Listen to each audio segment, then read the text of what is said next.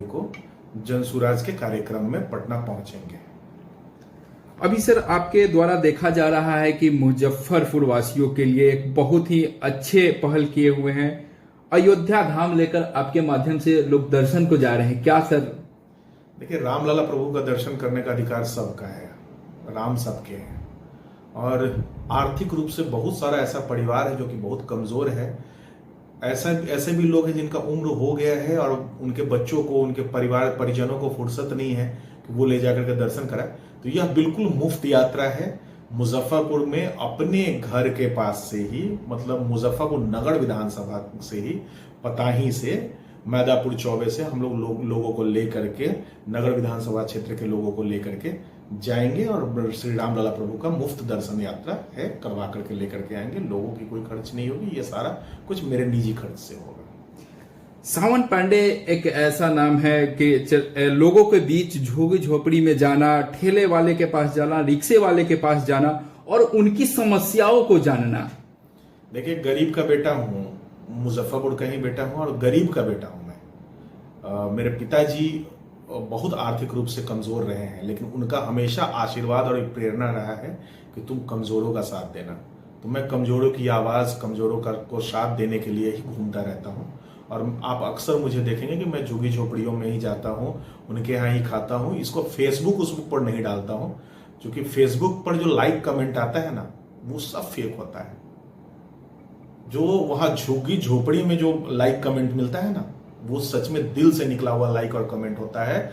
वो सच में दिल का आशीर्वाद होता है। मैं वो आशीर्वाद लेने जाता हूँ, वो सुकून के लिए लेने जाता हूँ। उसका कोई चुनावी मतलब नहीं है। सर, मुजफ्फरपुर देखा जाए कि स्मार्ट सिटी के नाम पे अभी थोड़ा भी बारिश अगर मुजफ्फरपुर में होती है तो अन्य सारी समस्याओं से लोग जूझने लगते हैं, आने जाने में परेशानियां होती है और लगातार यहाँ काम हो रहा है, फिर भी काम सक्सेसफुल नहीं होता है। देखिए, मुजफ्फरपुर का स्मार्ट सिटी 7 वर्ष का हो चुका है और 7 वर्ष का बच्चा तो विद्यालय में अच्छे से पढ़ता है, कखा गगा अच्छे से लिखता है, ABCD बड़ा सुंदर लिखता है। लेकिन मुजफ्फरपुर का जो स्मार्ट सिटी है वो तो डेगा डेगी चलते हुए नजर भी नहीं आ रहा है। नगर विधायक समीक्षात्मक कार्य करने में फेलियर है, सोफा पर बैठ करके राजनीति करने से फुर्सत नहीं है, महापौर साहिबा को कुछ समझ में नहीं आता है, वो समीक्षात्मक कार्य नहीं कर पा रही हैं। नगर आयुक्त महोदय को जो दिल कर रहा है वो अपना कर रहे हैं, आज है कार्य कर रहे हैं, यहाँ गड़बड़ सरबड़ करेंगे, अपना फिर ट्रांसफर करवाएंगे, चले जाएंगे, फिर दूसरा कोई आएगा। लेकिन जो नगर का बेटा है, जो नगर की बहू और बेटी है, उनको ना देखना चाहिए। जिनको जनता जिम्मेवारी दी है उनको समीक्षा करनी चाहिए, लेकिन उनको फुर्सत नहीं है, करेंगे नहीं, इच्छा ही शक्ति नहीं है। लेकिन उनसे बात करने पे ऐसा उन लोगों का जवाब बनता है कि कार्य एकदम पूर्ण रूप से हो रही है। वो लोग बात खाली चिक्कन ही करते हैं, निम्न बात बतियाएंगे लेकिन काम नहीं करवाएंगे। अभी आप चले जाइए, मैंने कुछ समय पहले विगत महीने में आवाज उठाया बायो टॉयलेट पे, आपने देखा होगा, आप लोगों के थ्रू ही उठा था। अखबारों ने भी उसको प्रायोरिटी बेस पे लिया, सारे अखबारों ने उसको फ्रंट में छापा भी। लेकिन फिर भी इन लोगों के आंखों में पानी नहीं है, इन लोगों को इतनी समझ नहीं है कि जाकर के एक बार बायो टॉयलेट और उसके बगल में लगा पेयजल का जो व्यवस्था है उसको जाकर के देख ले। वाटर वेंडिंग मशीन में वाटर कहीं जमा ही नहीं होता है, पानी जमा ही नहीं होता है। और बगल में जो बायो टॉयलेट है वो मतलब मल मूत्र से हमेशा भरा रहता है, कोई व्यक्ति जा ही नहीं सकता है। और कहीं कहीं तो बायो टॉयलेट लगभग 4-4.5 फीट पे ही छत है उसका। बताइए कैसे लोग घुसेगा उसके अंदर? क्या पहले ही शरीर सुकड़ा करके जाएगा? क्या महापौर साहिबा और नगर विधायक और नगर आयुक्त यहाँ की जनता को जानवर समझते हैं? तो ये लोग तो चिकनी चिकनी बातें ही करेंगे, इनको तो सीट और सत्ता से मतलब है। 5 साल के लिए जीतेंगे, फिर 6ठे साल आएंगे, जब चुनाव का समय आएगा आएंगे, लोगों को बुड़बक बनाएंगे, फिर चुनाव जीतेंगे, फिर 5 साल एकदम ऐश करेंगे बस। तो यहाँ सर देखा जा रहा है कि सिर्फ यहाँ लोट खसोट का अड्डा बना हुआ है क्या? बिल्कुल, मुजफ्फरपुर स्मार्ट सिटी लूट का अखाड़ा है। यह लूटा जा रहा है चारों तरफ, बेतरतीब तरीके से शहर को हर जगह काट काट करके छोड़ दिया गया है।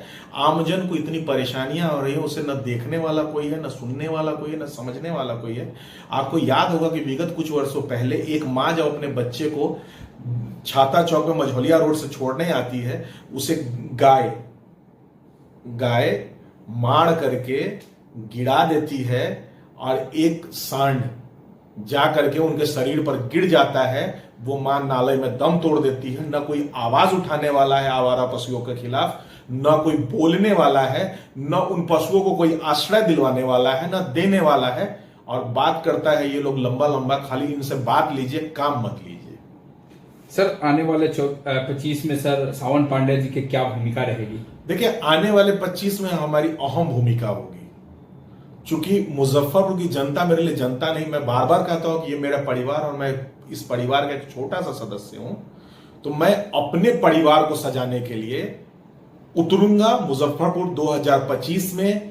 अपने आप को सजाने के लिए अपने बेटे को लाएगा, मूल माटी मुजफ्फरपुर आएगा और मुजफ्फरपुर सशक्त होगा, मुजफ्फरपुर मजबूत होगा, अपने स्वर्णिम इतिहास को दोहराएगा।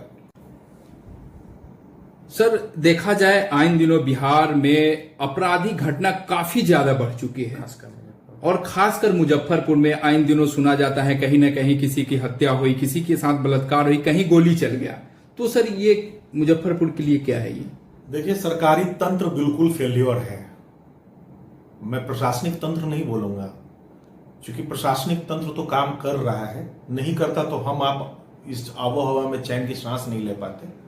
लेकिन कहीं ना कहीं अपराधीकरण बढ़ा है, यह बहुत ही घृणित बात है। इसमें सरकारी तंत्र को थोड़ा देखना चाहिए। हमारे सीएम साहब पांव पकड़ने चले जाते हैं इंजीनियर का, लाल फीताशाही इससे बढ़ेगा, ये उनको ध्यान रखना चाहिए। वो 13 करोड़ जनता की आवाज है, वो बिहार की शान है, उन्हें एक इंजीनियर का